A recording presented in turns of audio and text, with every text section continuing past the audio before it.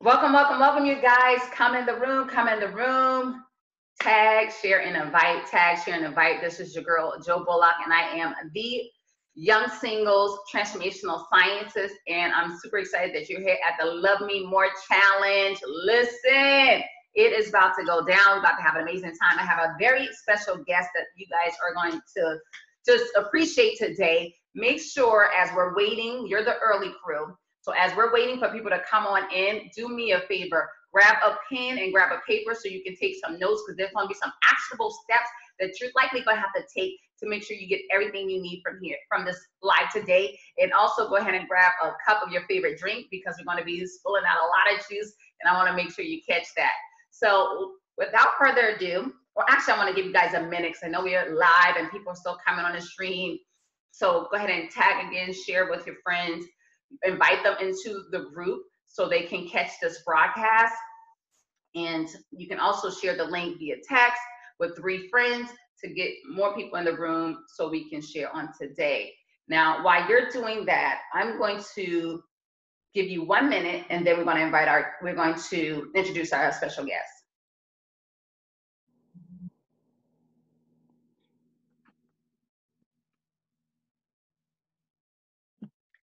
All right. Let's go ahead and introduce our guest. So we have a special guest today. Her name is Tera Carissa Hughes Hodge. I'm sorry. Is it Hodge? Hodges. Okay. Tera Carissa Hodges. An amazing, powerful woman of God. She has, oh my God, she's an international speaker. She's had the opportunity to speak in places from Trinidad to Kenya to Nigeria. She has also been recognized as a Stellar Award-winning Radio on 1000, featured in Essence Magazine, on the Word Network. Definitely a powerhouse speaker and a prophetess and an anointed voice of God. And today she's going to be talking and sharing with you a little bit about the healing process and some of the things that's necessary. First, we're going to talk about the biggest mistakes people make when they're going about getting their healing. And then we want to talk about what you should be doing instead so you can manifest that healing. Because as you guys know, that healing is the first step in the process. Well, one of the first steps, identification, we always say, is the first step of what that issue is, and then getting healing and treatment as needed for that, whatever you might have been through. So we want to talk about that a little bit. It's so tempting to suppress some of the feelings and things that you perhaps been through in your life, especially if it happened years ago. But oftentimes what I find, and we'll talk a little bit about today, even regardless if it was 10, 20, 30 years ago, if you haven't taken the time to properly address it, it likely is manifesting its ugly head in your life, in your relationships especially, and perhaps is causing you not to experience everything God has destined for you to experience in this season. So without further ado, let me go ahead and bring our guest on and let her say hello to everyone. Hi, how's everyone doing? Awesome. All right, so Tera, I'm just going to keep you highlighted so people can hear from you. And if you could share just a little bit about your why, what started you into ministering and having this global empowerment movement, really international empowerment movement, to help people get past their past pain and hurt and really to just live their best life. What inspired you to do that? Well, first of all, God inspired me. God is the one who gave me my ministry. And I tell people, never trust a minister that says, I got into ministry because, and they're because it's not because of God. Because it means that somewhere they got into ministry for selfish reasons. But when you are truly in ministry because of God, then your why is his will. Your why is the call, the purpose, the destiny, and assignment for your life. So I do what I do because of what God has called me to do. Absolutely. I love it. So can you tell us a little bit about some of the common mistakes people make when it comes to their healing? And I actually am jumping the gun because I do want to take a second just to say, even before we go there, let's talk a little bit about what traumatic experiences, because I know when we were in pre-conversation, we talked a little bit about traumatic experiences. So what are some traumatic experiences that people experience that they may not have identified in their lives? You know, I don't want to get too much into calling out what is traumatic, because what I consider traumatic may not be traumatic to someone else and vice versa. Gotcha. But any issue that you have in your life that was painful, that's traumatic. Gotcha. And it's okay. It's okay if you can say this hurt me, and somebody else may say, well, that wouldn't bother me. That's okay. Because there are some people who are allergic to bananas and other people who are not. So the person who's allergic to the bananas, they have to honor that so they don't eat a banana, the same way that a person that has had a situation or circumstances wounded them in a way that may not have wounded someone else. So anything that has caused you pain, that you can still feel the effects from today, mentally, emotionally, whatever the case may be, it's okay. Own it. That's your journey. That's your pain. Let's deal with it. Let's accept it so we can heal and move on. I love that. That's good. Okay, we'll take that. So anything that you experience that has caused you to experience pain, we're going to note that it's a traumatic experience or experience that you need to heal from. And so, Tara, when it comes to people's healing, what do you see people often do and mistakes people often make that cause stagnance or prohibit them from really manifesting and getting the healing that they need? The number one thing that I recognize as a minister and life coach is people going to unqualified people for advice. We're human. We're always going to vent to our girlfriends, our coworkers, etc. But when you are dealing with healing, it is imperative that you go to someone who God has anointed to heal by way of the anointing that he has placed on their life, and then someone who has used that call on their life to get educated in the areas that can be useful to you in this natural world. We are spiritual beings, but we live in a natural world. And just like if and when you get sick, you go to a very real hospital and you speak with a doctor that has been to med school, it is imperative that you sit down and you speak to a professional that can look at what you are going through, what you have been through, and break down the emotional and psychological hurdles that you've been through, that you may still be experiencing, and how to work through them. Someone who is anointed but not educated and not quite hearing from God, nor do they have the educational background to pull from, they might look at a life head-on collision and say, well, girl, move on. Just dust yourself off and move on. But someone who is educated, anointed, appointed will look at your situation and say, yes, you have to move on, but give yourself time. And these are the steps that you need to take. And by the way, don't rush to forgive, because forgiveness is a process. And forgiveness very often is found at the finish line, not the starting line, because anger and rage is a part of the process that gets you to that finish line called forgiveness. Wow, that's powerful. And I'm glad you mentioned that, because I know I was just reading something recently and it was mentioning, as you know, this was one person's opinion, that forgiveness is not necessary for the healing process. And I believe their intent was to try to encourage people to seek the help and not think that you have to forgive at the beginning of the cycle. Eventually, it is something that you want to manifest, you want to happen in your life, because it really gives you the ultimate level of freedom. But I love what you said. It's not something that you go to a counselor or go to a coach. Well, a counselor deals more so with your past, that you have to walk in the door and thinking you're going to forgive somebody that hurt you for 20 years or whatever the case may be. So don't allow the fear of having to forgive and maybe not being at that state to hold you back from getting the healing that you need.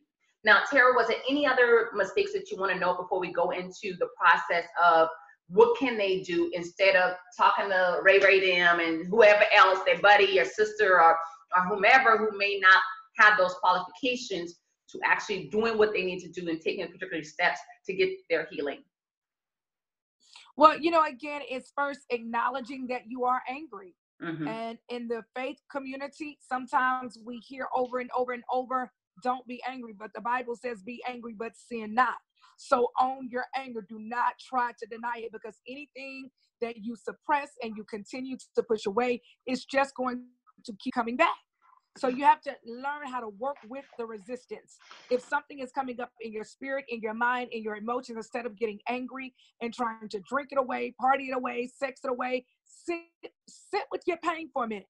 Sit with pain, sit with grief long enough for it to tell you why it is there, why it is angry, and what it wants you to do about it. And then begin the process of speaking to the proper authorities, counselors, therapists, pastors, again, who are not just anointed, but also have the educational component as well.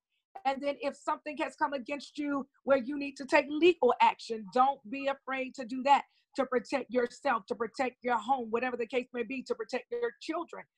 Do what needs to be done, because again, forgiveness does not mean inaction. No, you can forgive somebody, but still take action to say, you know what, in this life, there are consequences. So while I forgive you, there are going to be some repercussions that you will deal with, because that's well within my rights, and me seeking for you to have to deal with consequences. It does not mean that I have not forgiven you. It means I am putting you in a place where you can learn the lesson that needs to be learned, so you don't come up against me or anyone else in this way, because it's wrong, it's ungodly, and it will not be tolerated. A lot of times the reason why we see crimes or issues or circumstances continuing to go on from generation to generation, it is because no one took a stand. They allowed fear to dominate their life. But I stop by to tell somebody that God has not given us the spirit of fear, but of power, of love, and a sound mind. And so that's another mistake that I see people making, is being hurt, but being inactive. Oh, I love that. And people, you guys are going to have to type that on the screen below. Forgiveness isn't in action. And I love that, because sometimes we can be easy to think, if I am forgiving this person and I'm showing grace to this person, that there may not be no punishment or consequence. But the truth be told, when it comes to sin, or when it comes to any violation, I would say, it just is not a personal issue. It impacts the other person who's being violated. It can impact a community, a family, like you mentioned, and really a nation. It potentially can. A lot of people can be impacted and affected by it. And I think we would be remiss if we don't mention some of the main things. I don't want to get too much in details, because I know there's a lot of allegations of things happening with the whole situation with R. Kelly, and the whole situation even with Michael Jackson. Some people may have seen the Netherlands film. But with that case, and I'm not saying whether those guys men are guilty or what have you, but I'm even thinking about the two young men that were on the Netherlands film with the Michael Jackson. Was really about the two young men. It's called Netherlands. And those two men, they are still hurting 20 years later from what they have been through. And at the time, they didn't take, when they had the opportunity, they didn't take any action. I feel because they did forgive and they did have so much love. And according to them, and as it appears based on the accusations, many kids were violated sexually because something was never corrected, and that person didn't have a time to heal. If all that is true, I don't know if it's true, but it is the allegations that's out there. But whether that case is true or not, in other cases we do see, as you mentioned, where we see generations and generations of incest and other things that happen because it's never corrected, it's never properly healed. And so what you don't address and confront likely is to repeat. So let me ask you this question, and then you can share what you have here about, is there any other steps that you recommend people take when it comes to their healing process? I'm hearing you say definitely they need to seek somebody that's qualified. We talked about that being a mistake that they make. And also, but is there anything else you would like to add in terms of the steps people should take when it comes to their healing, especially after a storm? Absolutely. Take time to rejuvenate. I never will forget when I was going through a storm, God gave me the analogy of boxing. He said a boxer, they get into the ring for 3 minutes and then ding, ding, ding, ding, ding, they take a break. Do what you've got to do. If you need to press charges because someone has raped or molested your child, do that. But after you leave the police station, go get some ice cream. Go plan a trip to Disney. Go do something that is therapeutic for you and your child. So again, when you're in a healing process, it can't be a process where pain dominates 24 hours, 7 days a week. You've got to give yourself the space and the place to take a deep breath. So that's the next thing that I would say to someone who is seeking to heal. That's good. And I haven't heard it said quite like that before. And I love that, because we can get so caught up in actually focusing on the problem and trying to fix the problem, and that it dominates. And what we know is whatever we focus on indeed will grow. So sometimes it may be a time out to say, okay, let me not focus on that and focus on, if I already dealt with that for today, I've given that enough time and energy, let me now put my time and energy in manifesting something that really makes me feel fulfilled and make me feel good. So was there any other steps in the process that you'd like to share? No, those are going to be the key steps. If people can work those steps, then I think they will be further ahead in their healing journey than they have been so far. And that's very key, because I think another thing that causes people to be stagnant is too many steps.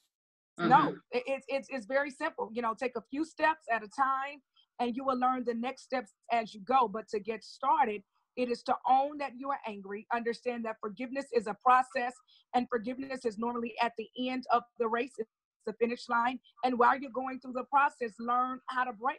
Learn how to have some good days while you're going through, because you cannot allow negativity to dominate your life.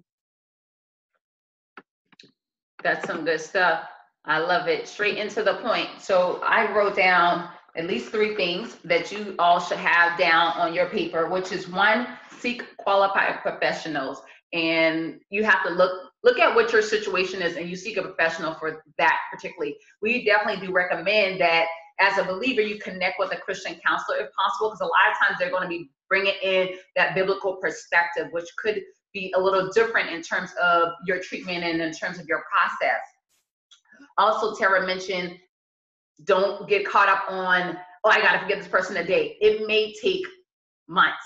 It may take years. And a lot of times what we teach is forgiveness is something you have to do almost every day to allow that shedding and releasing to let go of what you've been through. Because sometimes it could be very painful. And you could, as you mentioned, could be angry, upset, hurt, still dealing with it, and you don't feel just all jolly to go and say, oh yeah, I forgive them. It may be a little more difficult than that, and allow yourself that time to process those feelings.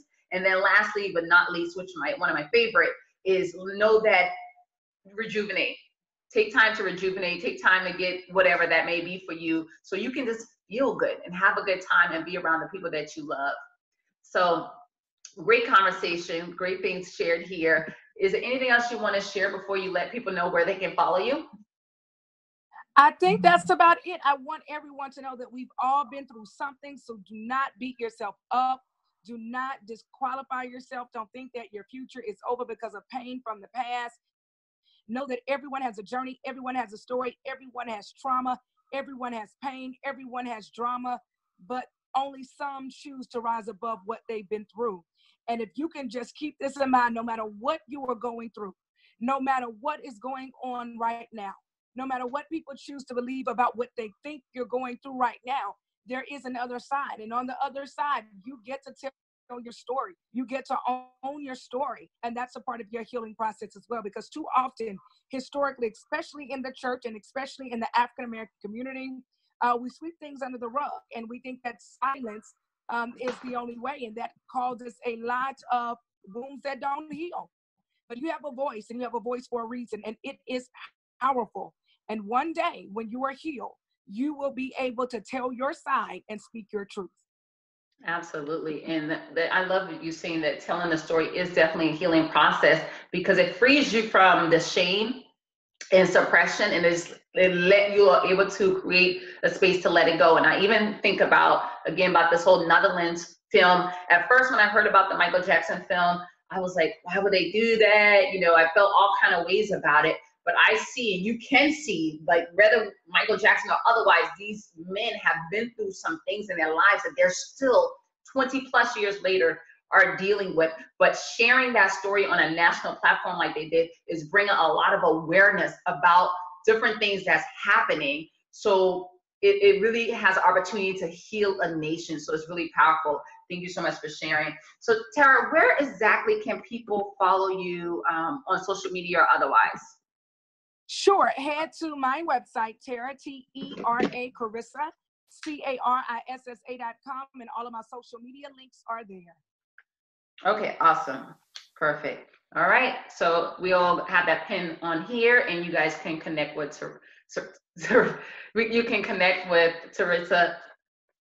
Oh God, I'm butchering your name. I'm sorry. Tera Carissa. I'm thinking Carissa, and then I'm thinking Tera at the same time, and I'm trying to put it together. So Tera Carissa on today, and connect with her. So we thank you guys for joining. We'll be back on tomorrow about the same time. Make sure, if you haven't already, go ahead and share the invite link to at least 3 to 5 friends, whether that's on your text message, on your email, or via messenger. And we look forward to having you guys again tomorrow. Be blessed. Have a good night.